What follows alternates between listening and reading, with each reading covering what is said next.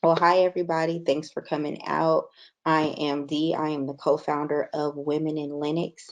This is our weekly virtual meetup. As you can see over in the chat, I'm usually going to be the one in there posting links, asking questions. Um, this is an interactive space, so dialogue is encouraged. It's about double the number of folks that are usually in here. So if someone's talking and you have something to say and you feel like you can't jump in, just go ahead in the chat or send me a message directly, and I make sure that you get the response that you need. And I know a lot of you all probably have individual questions, but we're going to give you an overview because I know last night on the live with Erica, a lot of you guys had these same questions. So welcome. Um, I I don't think we're going to be able to do probably, yeah, we can do an introduction. I like to do an introduction. And you can just give your name and where you're from. It won't be a long one. Um, I guess we can do probably in increments.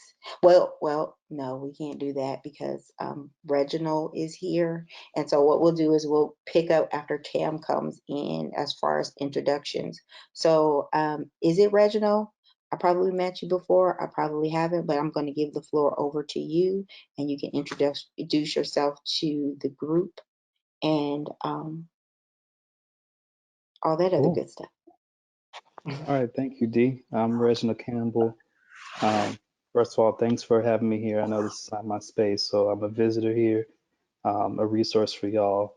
I'm currently at SurveyMonkey, but I've been in the tech space for over a decade now. I've worked at Warner Media, so I've been with brands like CNN, Bleacher Report Live.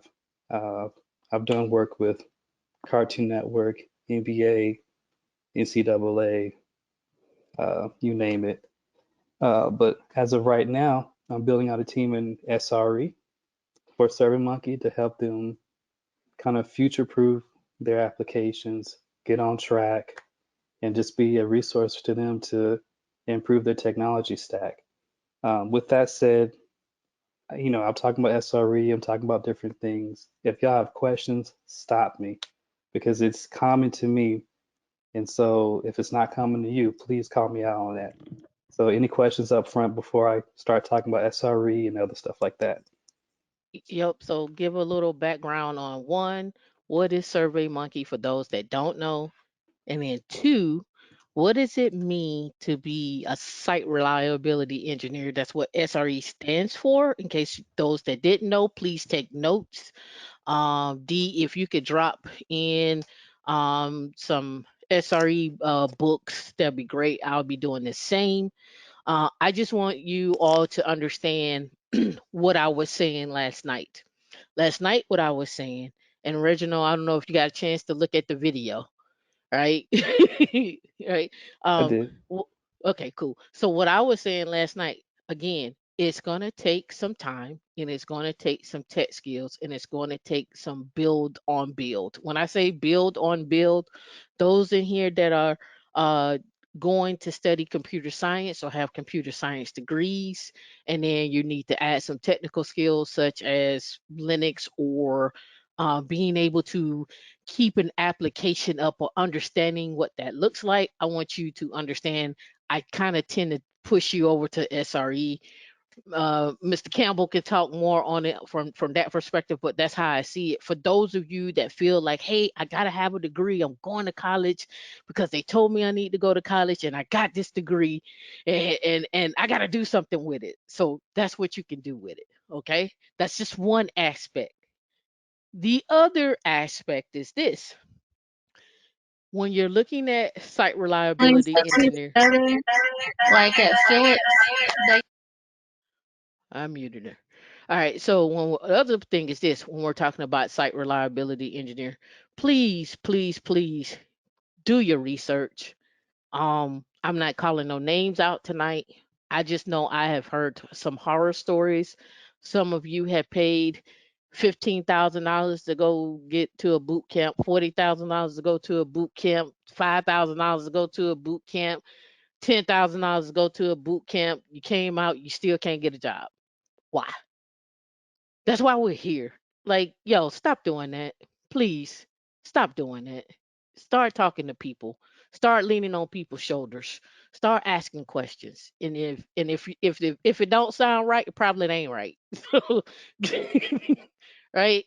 Um, so what we're gonna do now is I'm gonna turn it back over to you, Mr. Campbell. But what I want you to do is break down site reliability engineering. You don't have to go into too many technical details because I'll pick that up in one of our other meetups and give a little bit more tech talk behind that. But I would like for you to give an overview of what it is and then maybe highlight a few of the technical details that you're looking for and that they need. Yeah, so SRE site reliability engineering, it's an opinionated philosophy on how to actually maintain an application.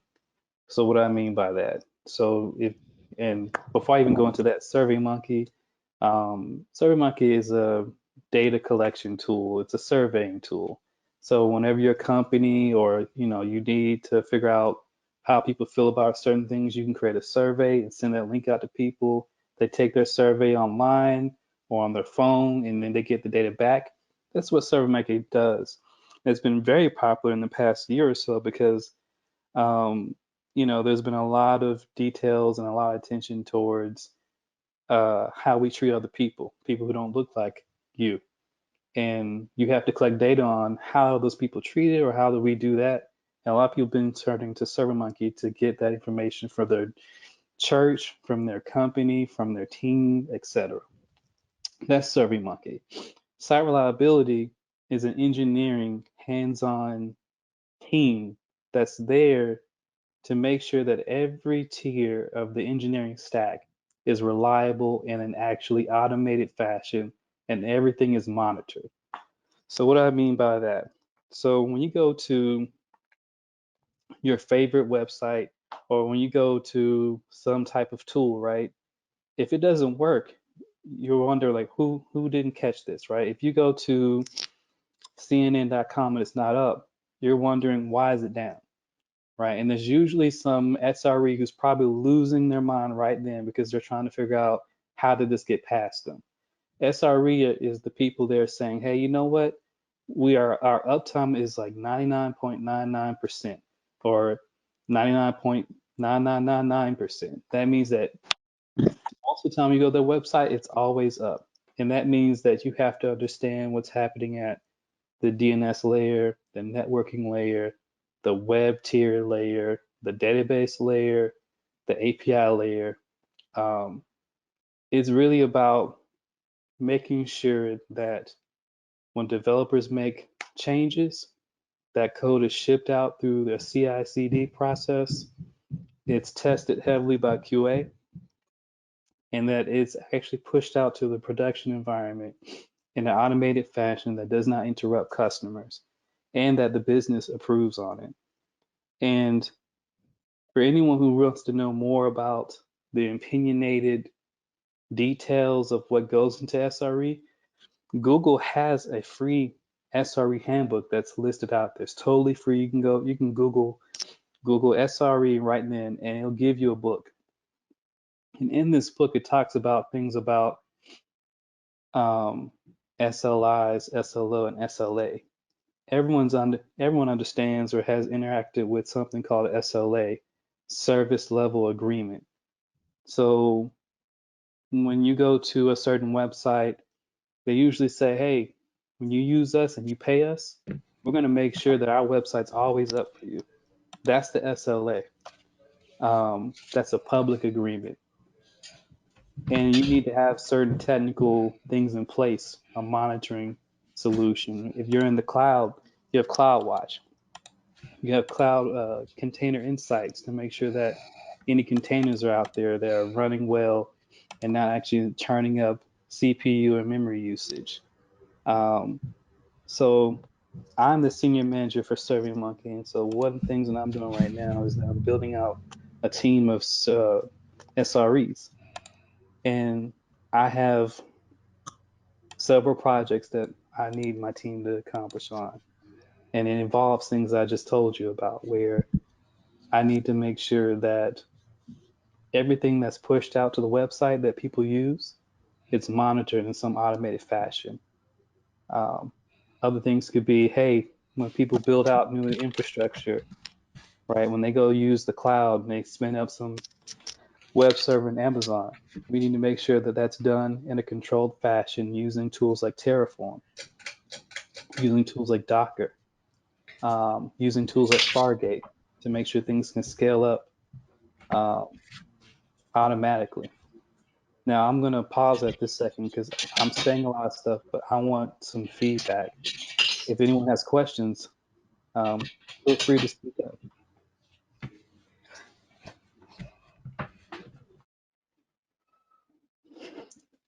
Any Sounds questions good. from anybody? I know we've been showing and typing. I know everybody don't know everything. So if you okay, let me break this down for y'all right now so we can get this understanding. We don't do silence over here. Okay.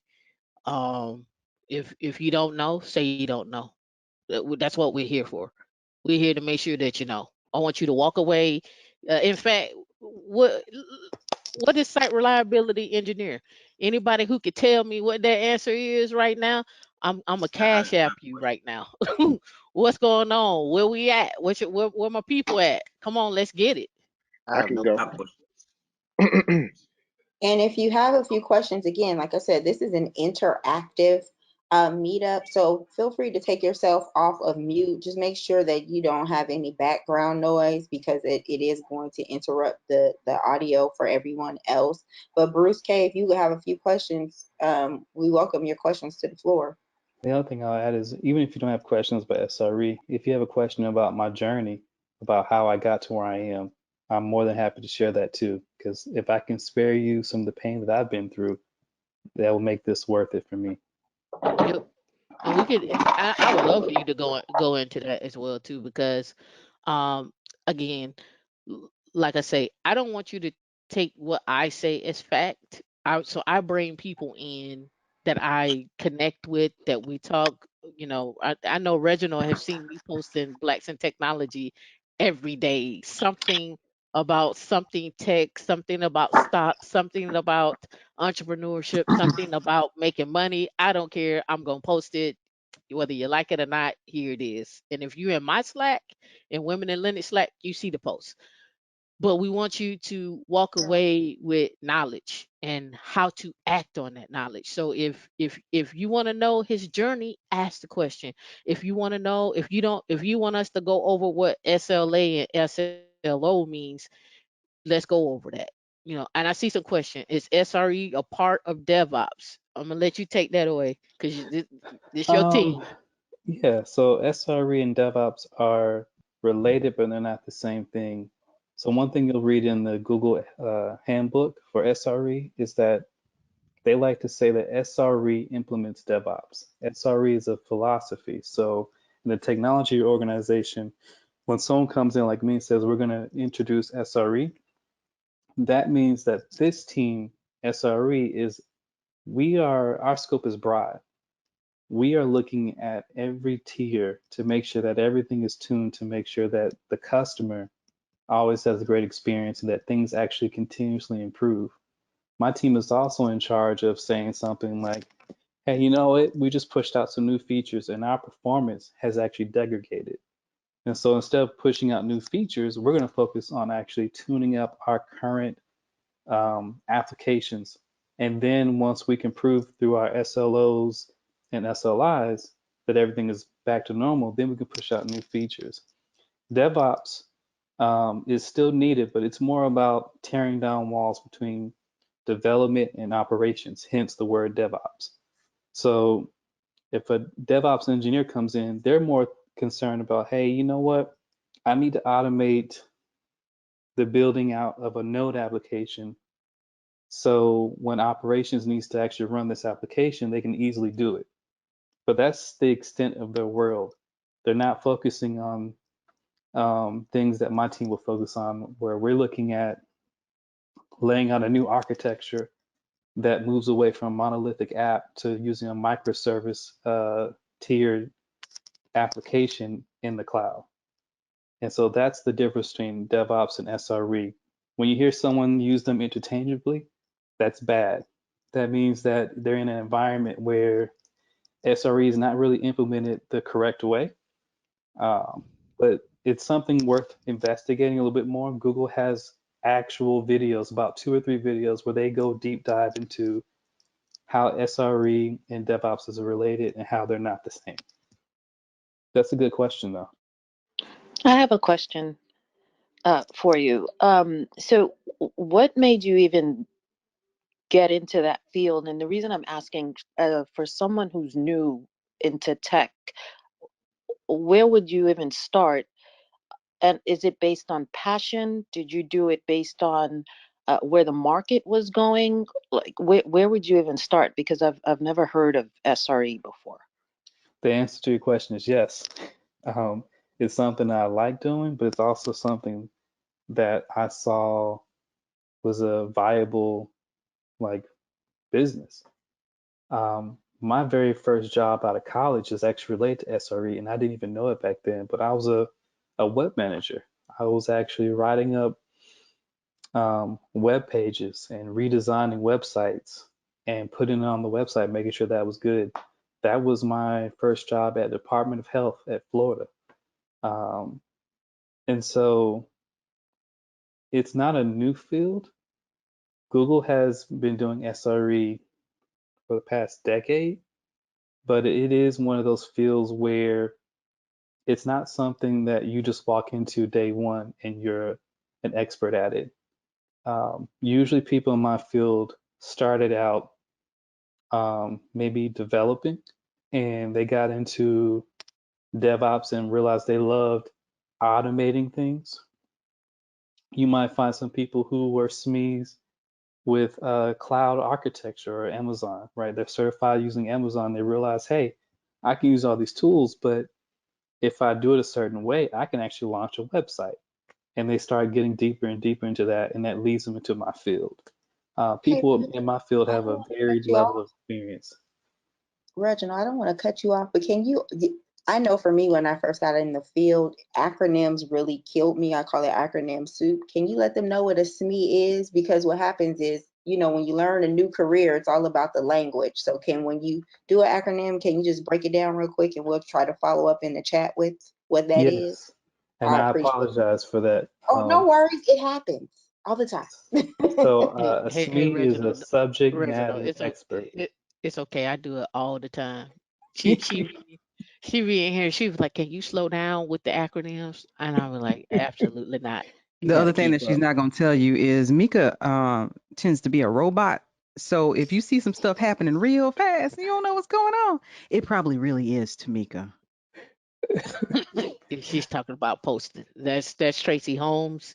She's over at Hashi Corporation. We I talked about this on the meetup last night. I don't want to say meetup on the YouTube live last night when I was talking about DevSecOps and using Terraform. Terraform would come out of Hashi. I didn't go into the other things that they have, but that's just another product. Don't get caught up in like I said, don't get caught up in the names of tools. Understand concepts. Configuration Please management. understand concepts. You can take you hear the man talking. I'm telling you, concepts. Yeah, and I mean, I will say Terraform is a very, very useful tool. It's very hot right now. I would definitely take time to learn it. Um, HashiCorp is a great place. They're pushing out a lot of products, so I would take time to go look at that as well if you're going to be looking into this space. Um, but yeah, SME, subject matter expert. When I said SLOs, that's a service level objective. All that means is that it's a contract for the internal company. So at SurveyMonkey, I'm going to be creating SLOs, which means I will be telling the entire engineering world saying, hey, whatever we do, we have to make sure that 99% of the time, our website is always responding to customers. That's our internal agreement. Now, the public agreement is the SLA, and that's the company telling you, the public, that the website will be available at a certain percentage. Generally, you're going to tell the public a lesser number to give yourself some leeway, and internally, you're going to do a higher number because you want things to be that much better. And the SLI is a service level indicator. All that is a fancy word for saying a monitoring tool, right? It means indicator. It means what tool do we have to make sure that our Node application is running well? Is anyone familiar with Node, Node.js? We got a few programmers in here. No. No, I'm not. I'm not. Okay, No, so me neither.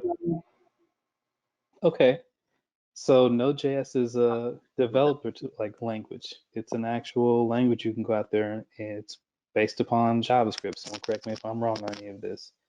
Um, but you can build applications in different languages. Node.js is one of them. Python's another one. Go is another one. Um, and in my world, we deal with different languages all the time. It used to be Ruby on Rails a few years ago, but right now Node.js, Go are very popular. So my team, we're usually interfacing with development teams who are writing solutions, code in Node.js. And instead of us just looking at logs, we usually spin up a tool or we integrate with a tool like New Relic, which is the application performance monitoring tool. That tool is telling us how well your application is running from the code perspective, meaning you can write an application in Node.js and it may work, but it can work poorly.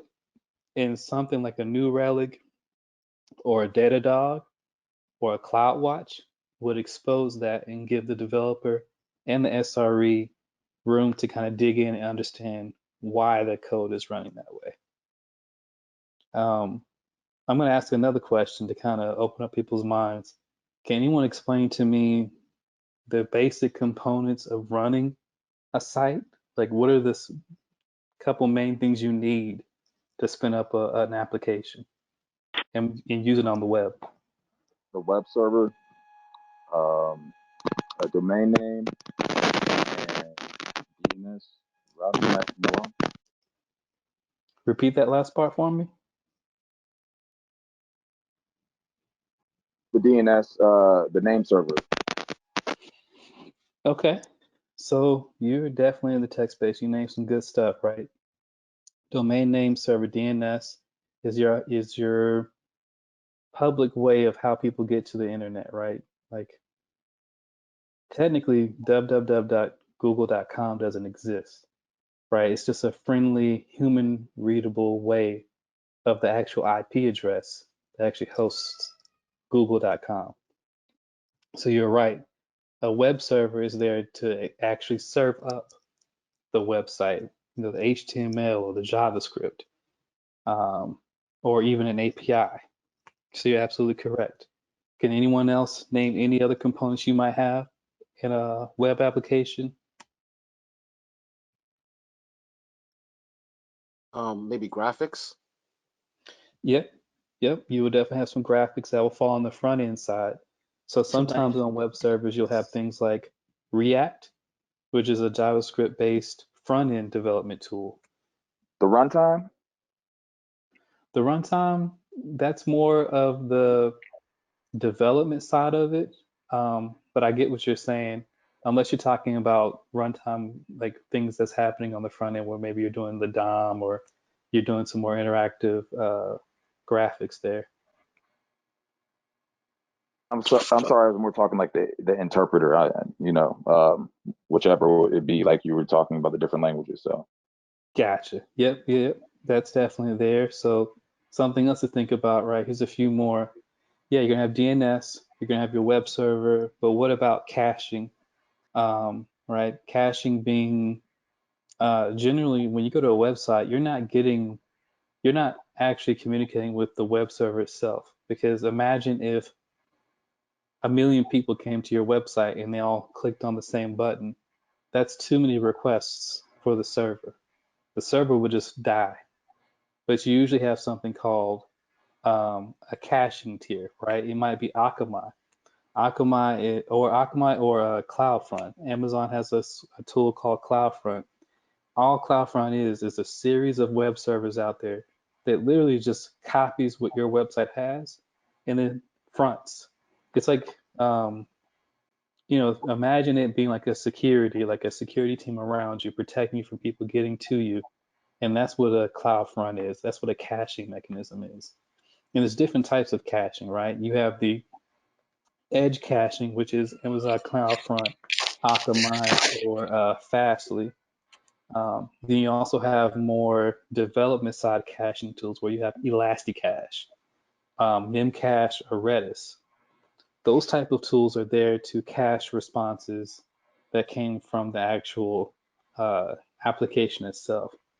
Meaning, if your Node application, if someone makes a request and your Node application responds back with Reggie is here, well, for that same request, it doesn't need to serve up that same response every single time. Just go to the cache and grab it. And that also offloads requests to your application and keeps things healthy. Those are things that SREs are looking for. Redis and Memcache are two different ways of doing caching. They both have pros and cons. Amazon has a tool called Elasticache, which is their Memcache Redis solution. The other thing to think about is your database, right? What is a database? Database is there to actually store data. So, for example, when you sign into a website and a profile loads up and it has data that you put in about yourself, like your name, your image, your location, generally that data is stored in a database. There are different types of databases. You have SQL, which is structured query language, and then you have NoSQL, which is what it sounds like, no structured query language. Both of them have pros and cons. Structured query language sounds just like that. You have a structured way of accessing data from this database.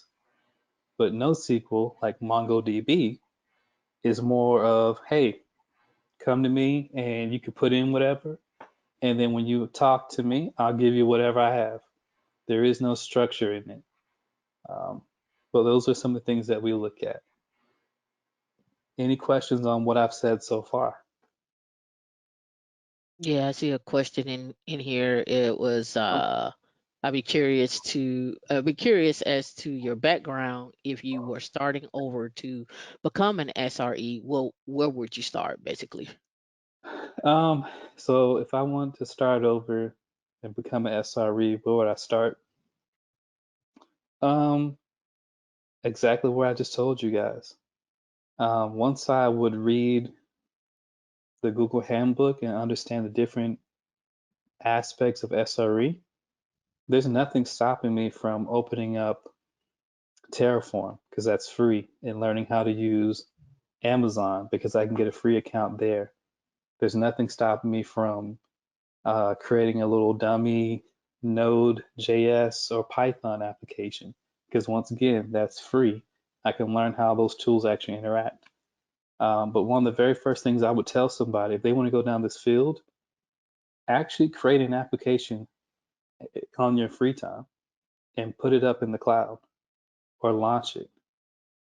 So what does that mean? That means you actually get to experience writing out an application in Python and saying, okay, I have this Python application that works great on my machine, but how do I get it from my machine to the web? How do I publish that? And as you go through that, you'll understand some of the pain points that it takes to launch something in the cloud. You don't need to go to boot camp to figure that out. This is something you can do on your free time. I'm doing it on my free time. I have an idea of what I wanted to do. I saw a need for it, and so I wrote a Python application. And now I'm just spending more time actually fleshing out the code. But when it comes to actually launching this, I'm not phased by that at all. I know exactly what I'll need to do to launch this. So that's something I would tell you. You could do that tonight. All those tools that I mentioned to you are free. Docker is free. hmm So Docker container. So let's give a level set here. Let's walk this out. First things first. If I'm sitting at home right now, the first thing I am going to make sure that I can do is one, do I have account to AWS, or do I have an account to Google, or do I have an account over to Azure? Pick a cloud, any cloud. And the only reason why I'm telling you to do something in the cloud right now is because I don't know the state of your laptop. And so I'm trying to eliminate any problems that you may have with your laptop. Okay. You can get an email address. If you've already signed up for a free tier for any one of those clouds, get another email address. Get another email address and sign up. Okay.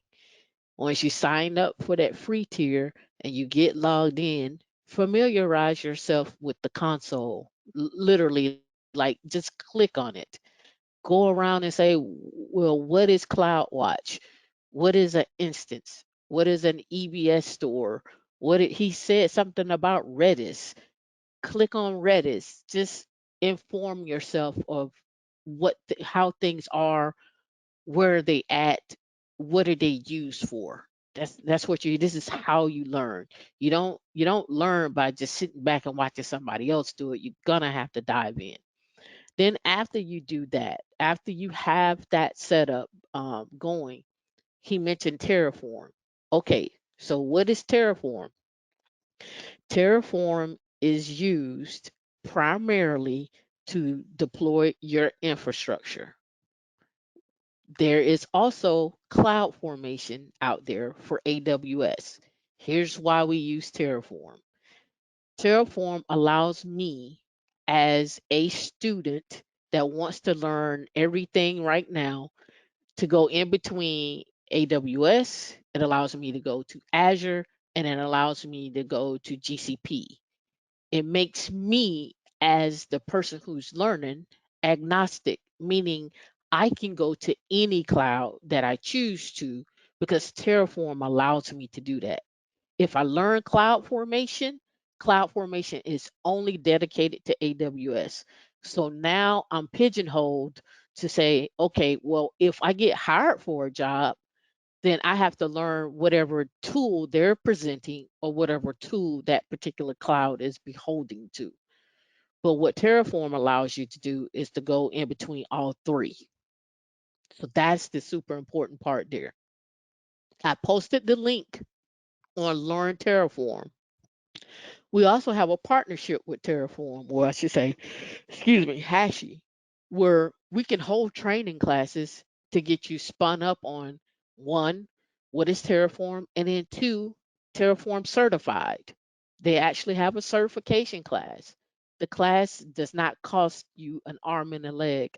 I think the exam is $130 if that. All right. So I just want you all to be aware the link that I posted walks you directly through it. We have a partnership with Hashi, so we can bring in a trainer and you can be on your way and get started with one, the basics, how to build infrastructure out in any cloud.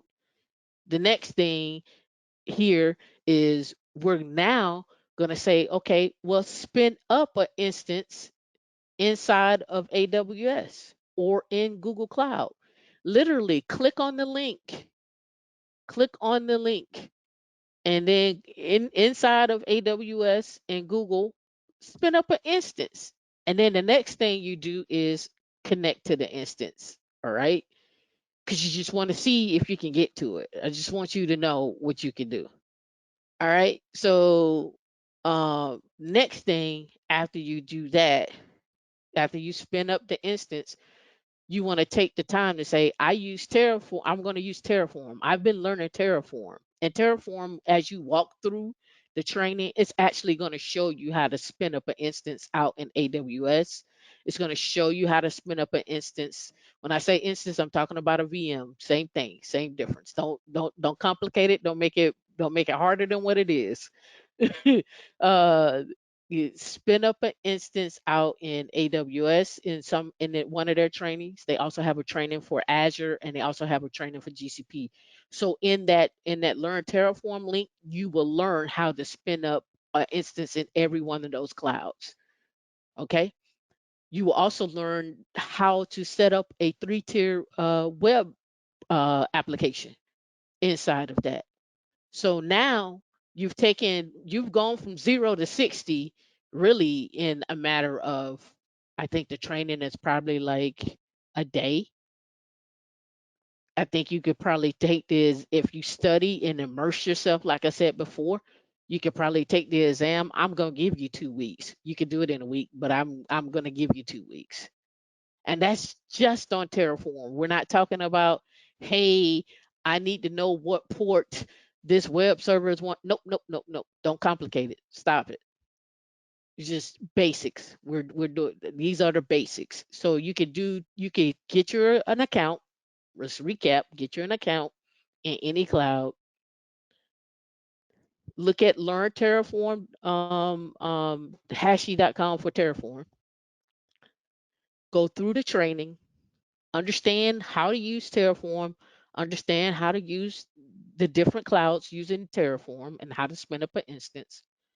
And then the next step is for Mr. Reginald here, is understanding what site reliability engineer means. So, go from there. And D says she got something to say. The South got something to say.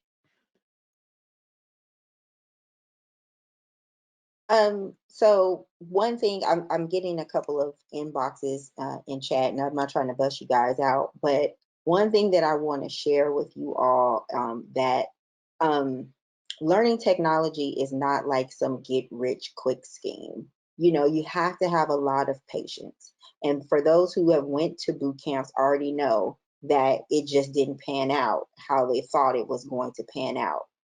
I encourage you to listen, and really listen to the speaker because they're just sharing their journey. A lot of people want to know, well, how does this apply to me? For me, I've been technically officially in tech for the last 6 years. And where I started with, if I'm coming in, I had a real estate and mortgage background. How I started was for things that I put my hand on every day as a real estate and mortgage professional. What that program was, Calyx, or was it the MLS? And I went behind the scenes and I looked up jobs and what they were looking for. This is not unobtainable. You don't have to start from the ground up.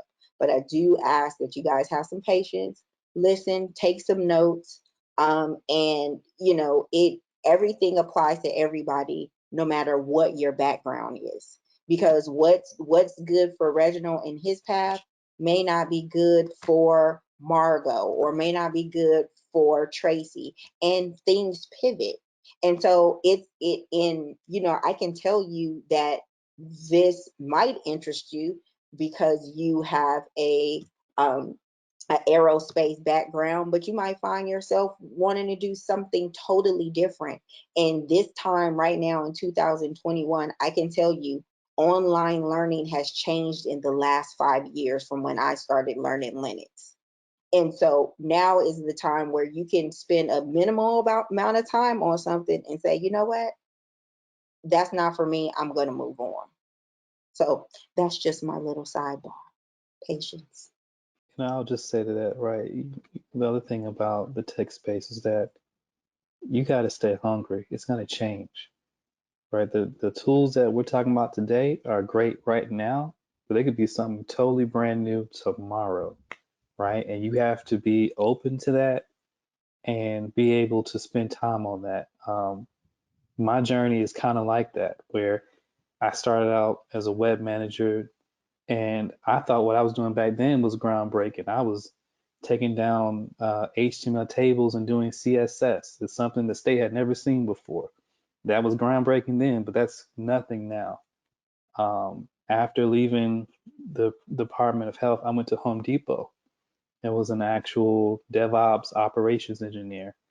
And I got time to work on HomeDepot.com and make sure that their website was always up. And I spent time focusing on the mobile aspect of it, right? A lot of people were shopping, believe it or not, shopping for refrigerators on their phone. And you need to make sure that the application was there. And that's e-commerce. After I left e-commerce, I went to like live video news. I went to a company called News Distribution Network. All they did was take in video, re-encode it, and then give it out to news affiliates across the nation. And then from there, I just kind of went into Warner Media. I started as a lead engineer where I actually was re-architecting applications. So when you go to business.cnn.com, I re-architected that website. I took it from an old school on-prem web server, and I used tools like Terraform, Circle CI, which is a build tool, and I actually took that and pushed it to the cloud. Other websites like Cartoon Network, I spent time doing the same thing. Other applications I completely just dismantled. Like it was bad and I took it down and put it back up. But it's been my journey there. And I will also say that it wasn't something I did alone. I had great people along the way to kind of show me what you did was good, but you could do it better. And so my journey has always been pushing myself and saying, hey, you know what? I had a great experience here, but I can go somewhere else and apply what I've learned and grow and push myself. And so for what I would say for y'all, you know, what I'm telling you may apply. You may say, well, you know what, SRE isn't for me. However, the things that I'm telling you are used everywhere across the industry, like engineering, tech. There's no way, let me put it this way, you'll be hard pressed to go somewhere where they're not using the cloud in some fashion. So you should go ahead and get used to that. And um, I'm gonna just pause and see if there's any questions. I'm looking in the chat right now. I think it's great for me to find out like how everybody got started in tech, because for me, like I said, I'm 51 and I'm brand spanking new, and so like I don't know where to even start. Awesome. So let's look at it this way. So all of you were on the call last night, right? So most of the applications that are getting deployed, and Reginald, you can connect me, you can correct me if I'm wrong. I don't think you're deploying too many Windows applications out there. Nah, nah, we don't. I haven't done that in almost a decade. Yeah. So the applications that you're de- deploying, when I let's back up. The infrastructure that you're deploying applications on more than likely is Linux based. Yep. That's it. That's all I want to tell you. Whenever like I told you before, your foundational goes back to what I said last night. Your foundation is Linux. Your foundation is security, and your foundation is networking. When he was talking about DNS, tie that into networking. When we're talking about security, again, I talked about it last night. That's another path where you can get into AppSec when you're doing application security. When we're talking about how does Linux, flow throughout your infrastructure, he's not even deploying on any Windows instances in AWS or even in Google Cloud as the OS. So the reason why you're here tonight is because I know some of you are saying, where is the curriculum? The curriculum is the baseline. It didn't change. The baseline is still the same. It is still learn Linux. And when I say learn Linux, I'm talking about being able to troubleshoot, being able to get on the command line, being able to not be afraid of getting on it. There's no GUI in when you're out here on these boxes. All right, there you're not gonna log in to a box and try to figure out. That's not where we're at. We're at the point of where, okay, well, hey, I see that this service over here, and I say service because we start getting into APIs, but this service is over here is responding slowly. Why is it responding this way? What's going on? Being able to troubleshoot. And so the reason why I'm telling you to learn Linux at a foundational level is so that you can understand how to troubleshoot. You need the foundations of troubleshooting first. And that's literally, from your standpoint now, is literally log into the box and understand command line, understand how to change the directory, how to read log files, where are even log files at, right? Where are they at before they get sent off to another location, like a Datadog or some other tool. Let's understand this one little tiny instance, where are the log files at, and how do I troubleshoot if this isn't running correctly? And then you take your skills and you build up to this. If you've never ever touched Linux before, SRE is probably a long shoot right now, like today. I don't And see I you would being say an for Linux, SRE tomorrow. and for Linux, I would say if you just want to learn different operating systems, right? There's Ubuntu, there's Red Hat. Download Docker, right? And Docker, you can actually create a virtual instance on your machine. Um, Docker is the ability to containerize a complete operating system. So, everyone's on a machine right now. Either it's a phone you're holding or you're on a laptop. Whatever you're using has an operating system on it. And I'm guaranteeing it's probably Linux or some type of flavor of Unix. If that's the case, then you can actually take Docker on your laptop, install it, and there's actually instructions too. I'll go find some instructions for you. You can actually create a machine, a virtual machine on your computer and actually use Docker or use Linux and actually familiarize yourself with it. One thing I did in college, I remember when Windows Vista came out and I hated it. I actually installed Ubuntu on my machine and actually got familiar with a different operating system, but just by using it. And I did that for a few years, and then at that point, I started getting into the terminal and realizing that I could do things by command line much faster than I could do on my mouse. So it's just small steps. And again, Docker is free. Pulling down information to create that container on your machine, free. The only thing you're paying for is your internet. And if you go somewhere public right now, that's free too.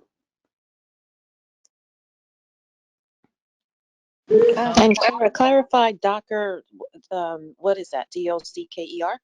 DOCKER, yes. Perfect. Docker is the ability to virtualize an operating system. The reason why Docker is popular is because back in the old days, when you wanted to stand up a server, you can only use that server for one purpose, and it was usually wasteful. But Docker came in and said, hey, you know what?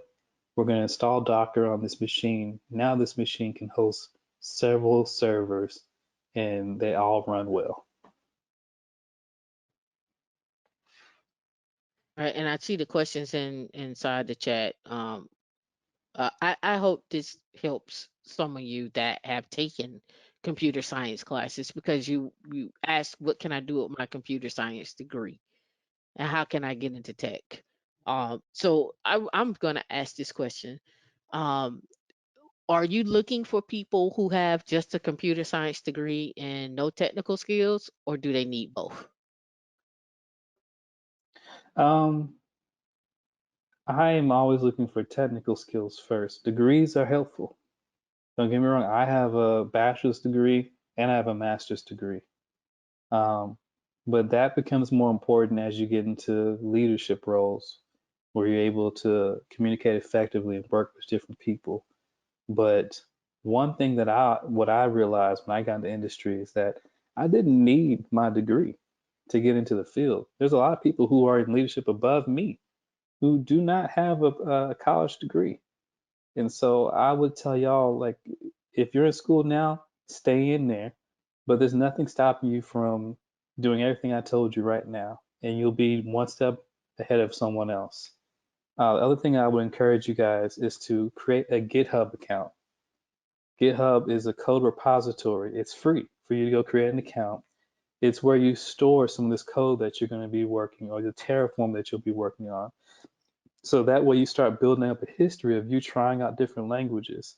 This is important when you go interview with someone and they want to know, hey, you're a junior, you don't have a lot of experience, but you can say, oh, well, hey, listen, I have a code, I have a repo here, and where I've been playing with the technology you're talking about. Here's some stuff I've done on my free time. It's GitHub, GITHUB.com.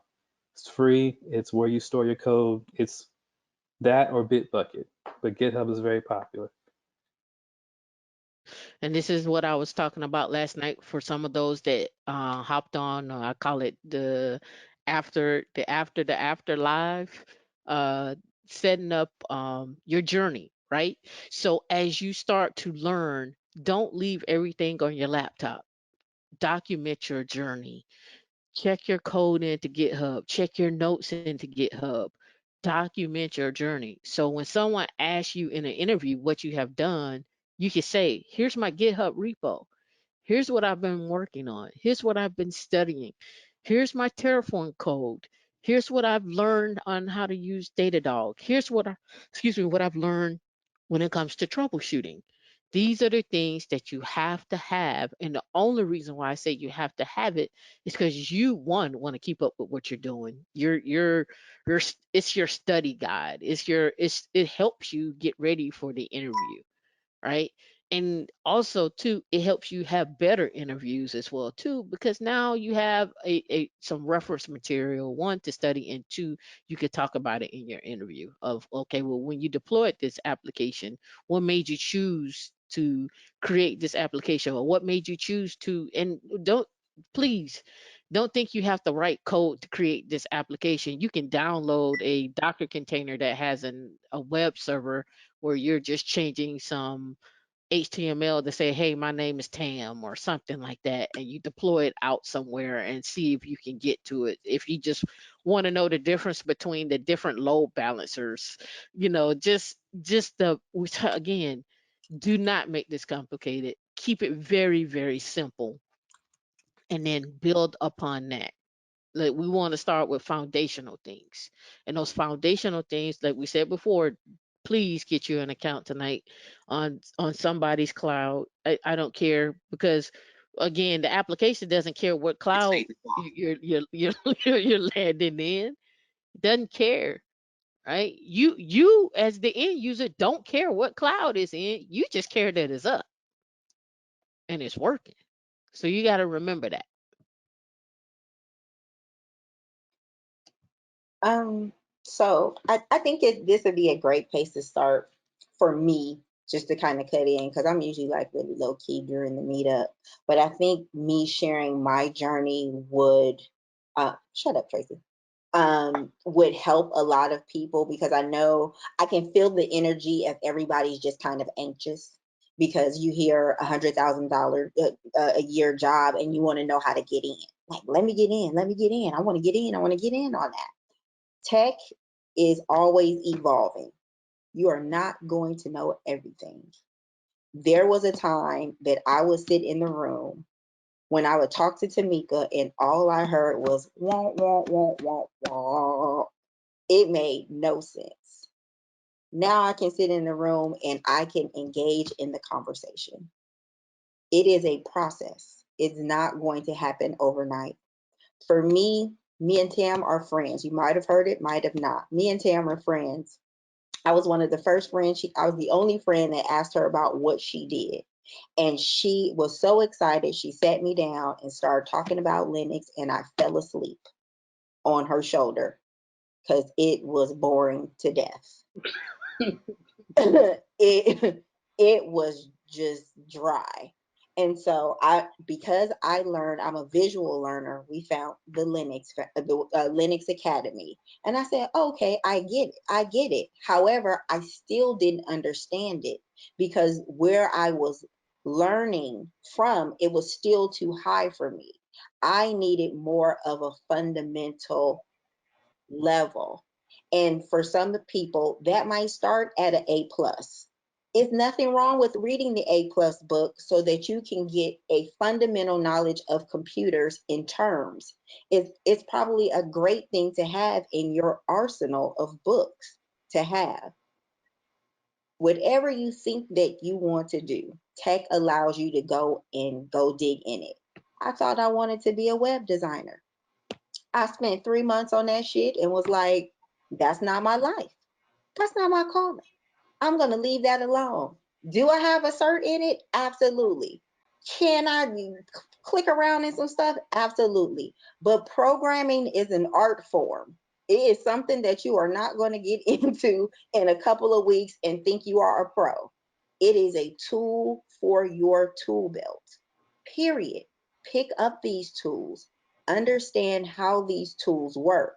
I got a cloud certification, web development, project management. I mean, I've been around the world and and I've been having a really good time. Started up Women in Linux. I'm having a blast, but you know what? I'm okay with this journey because everybody's journey is different. And what you may like, it is not a one size fits all type of experience. And we can't just say, do this. We can give you some fundamentals, and where you take off, it's really up to you where your interest takes you. Because if you talk to anybody, usually in the field, where they were going is not where they end up. Some of this stuff, 99.9 of this stuff is happenstance where you're at. I wanted to work for a startup. You know what I did at the startup? I was in customer experience, answering the phone, but I wanted to get in there. I wanted to know how a startup worked. I know how it works. I know how much they pay you. I wanted to be able to talk to the CEO. I did that. I did it for 2 years and moved on.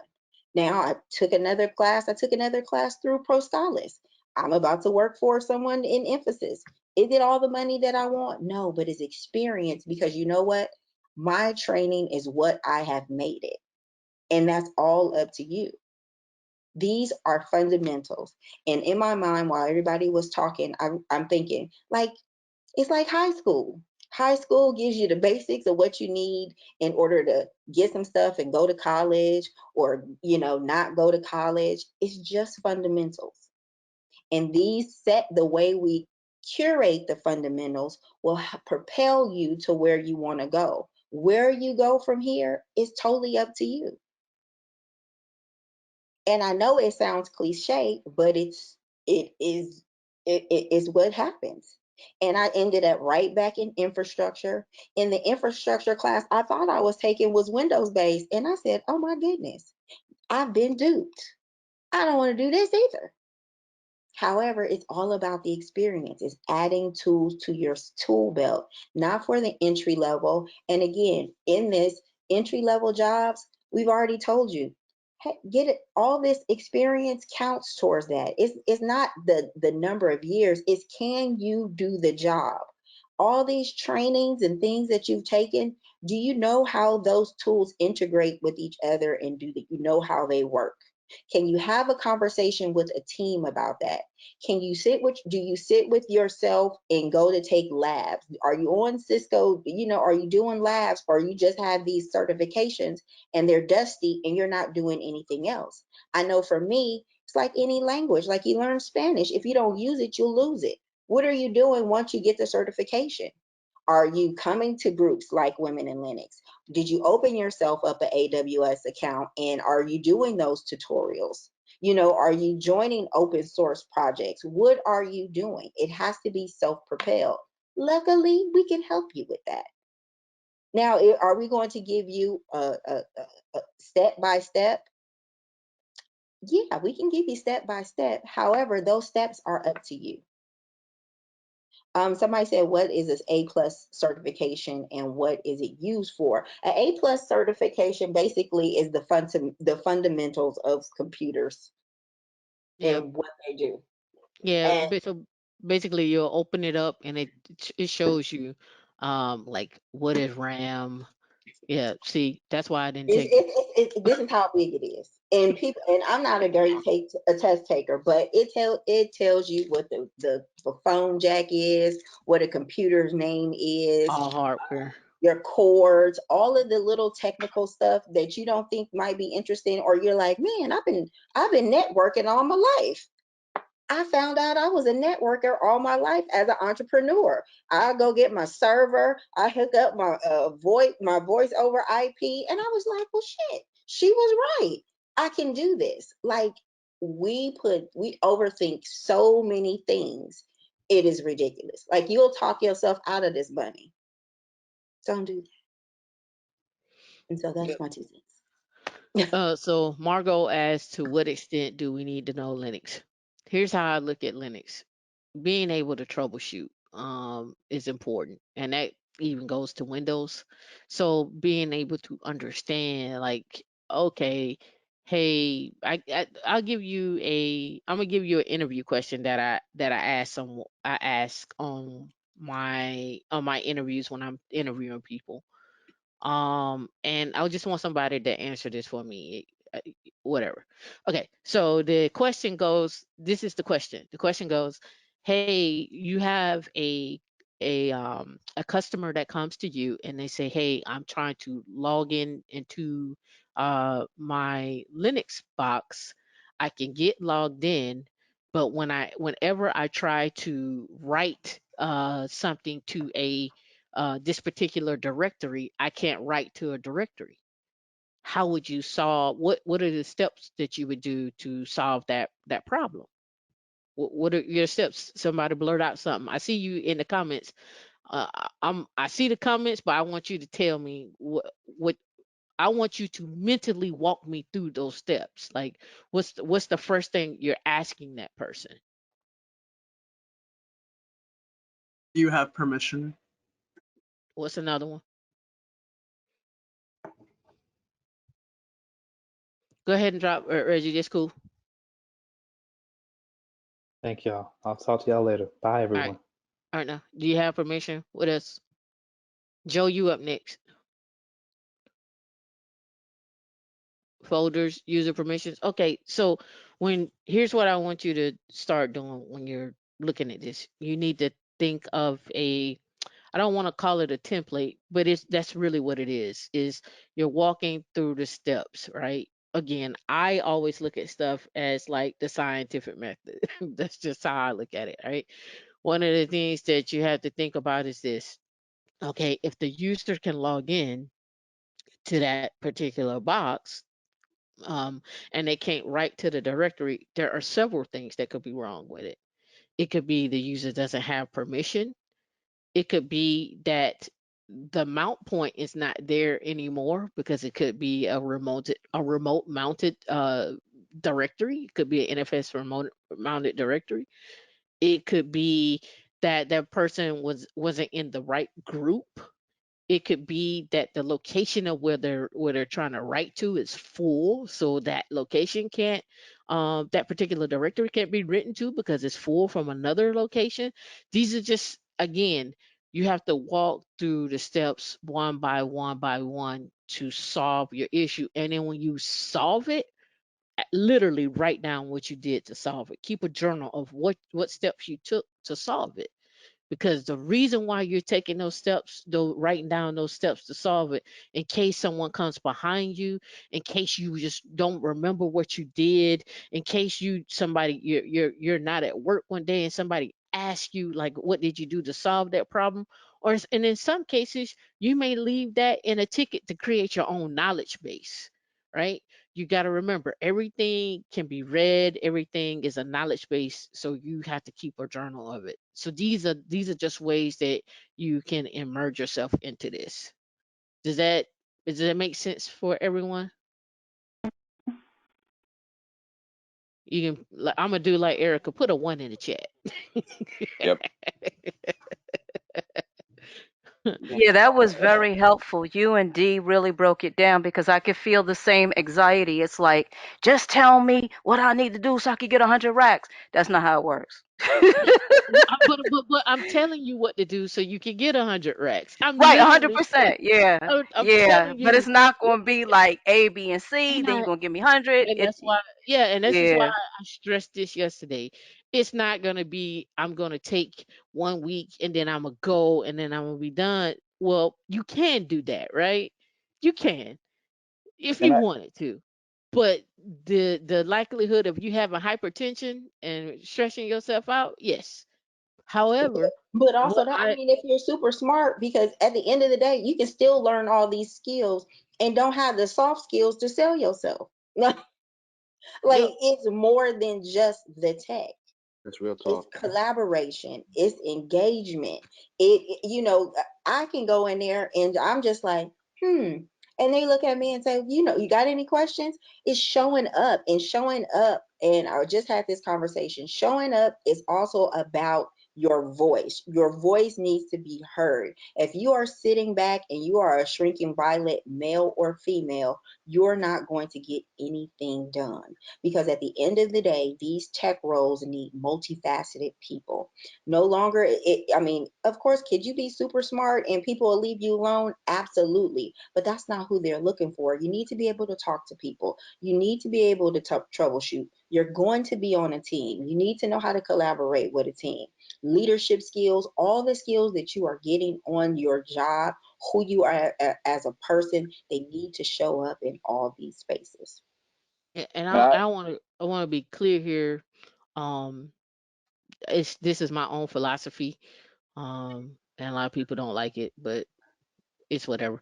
Um, I don't like people to come to the group and don't want to be leaders. That's that's just how I feel.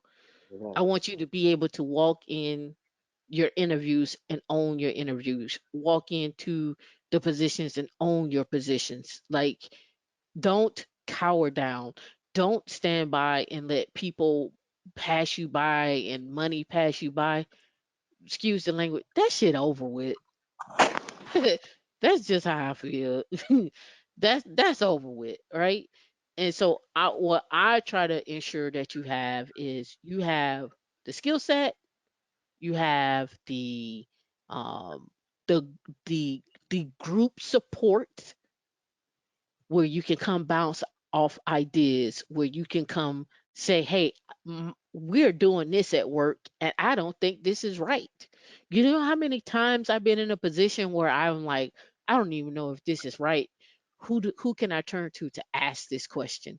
My team doesn't know, or the people I'm working with are entrusting me to know, or like, what is this? Like, I just want, again, lean on the group when you don't know. Don't sit there and look at the screen and punch it and throw it across the room. This is what the group is for, okay? Um, Screen sharing, I do it all day long. I just shared the screen tonight. I've spent up an instance in a heartbeat, and Dion know, Tracy know, Tara know. We could be on here till 12 o'clock. I'm okay with that. I'm okay. I just want you to know I'm okay with it. So don't walk away from here tonight and say, well, they talked about something, but they ain't show us nothing. If you want us to show you something when we're talking about what it is, and when we're talking about Terraform, say that. I don't have a problem with showing you that. This information is free, and it's free, and it gets you far. I'm gonna bring up um Joe. Joe, you still there? You still out there? Chastity, you here? Hey, All right. So Joe is I think Joe and Rico work together. I think you all work together, yeah, right? yeah, we know. I know Rico from way back. Syncom, Yeah, yeah, yeah, yeah, yeah. Syncom, So brother. yeah, What's so up? What's up, bro? up, man? So who is Joe to me?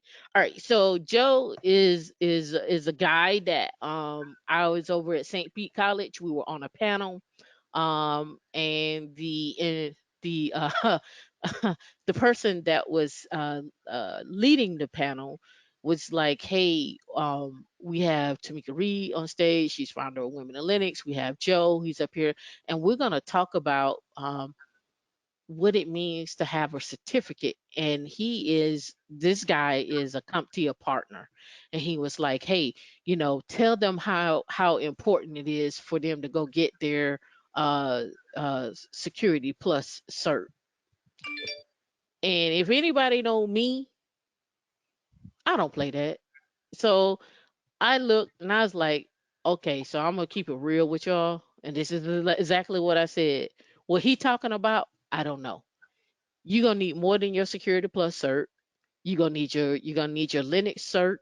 I said, and you're gonna need some tech skills. I said, don't let these people in here tell you that you can just go and get a security plus cert and then you're gonna get a job. And then I was like, and here's the other thing that I really hate. I really hate this. They tell y'all to go out here and get the security plus cert, and then you got to go sit on the help desk for 2 weeks or 2 years or 4 years, and then you're like, oh shit, I could have learned Terraform in them 2 weeks that you sat there and got that security plus, and you could have been in a higher paying job with the Terraform and the security plus, and well on your way to a larger salary. Please stop doing that. Please, I get it. The help desk is a great thing, but if you want to be a help desk, just come work at Women in Linux. You can be a help desk all day long. You can be a help desk all day long.